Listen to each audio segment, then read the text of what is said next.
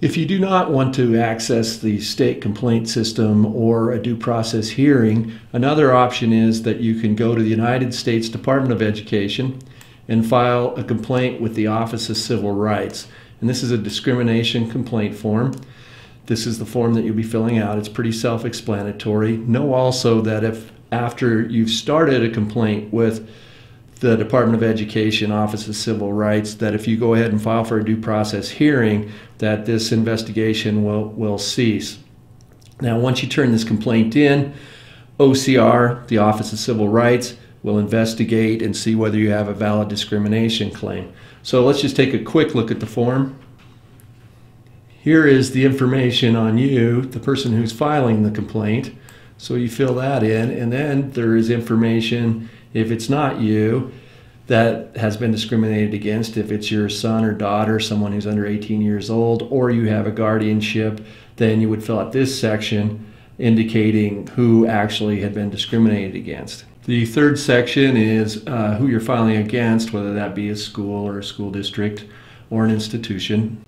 Number 4 is what are you basing the discrimination upon, and you'll see there's several different categories here. It can be race, it can be color, national origin, male or female, and the one that you would be claiming here, that the discrimination is based upon a disability.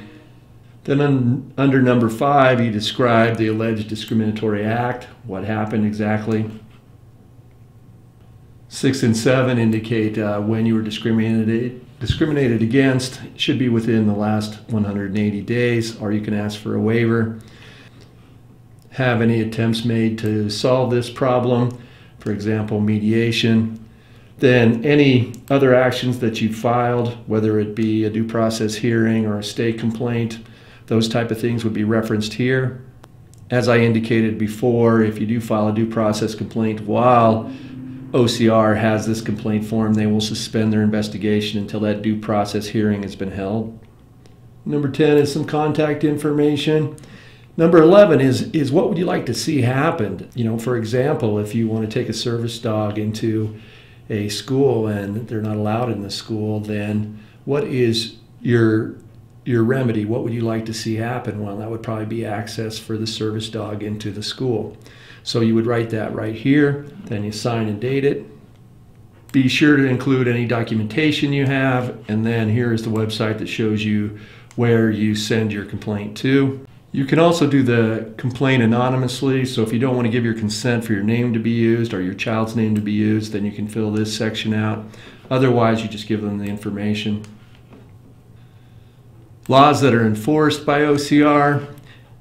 The ones that you would be filing under would be Section 504 of the Rehabilitation Act of 1973, which essentially gives you the right to a free, appropriate public education. So you'll want to look at the Rehabilitation Act and find the specific section that you believe has been violated by the school or school district. You will need to identify that statute in order for the OCR complaint to continue, so that they have a basis upon which to investigate. And then the complaint form talks a little bit about how OCR goes about doing the complaint process and what they take into consideration, what they can and cannot do, and what happens if a school or school district is found in non-compliance, what they have to do to come back into compliance. OCR will also let you know if your complaint is inappropriate.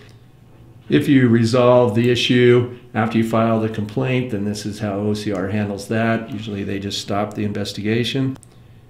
You can appeal a decision, an OCR determination, to the Deputy Assistant Secretary of Enforcement in Washington, D.C.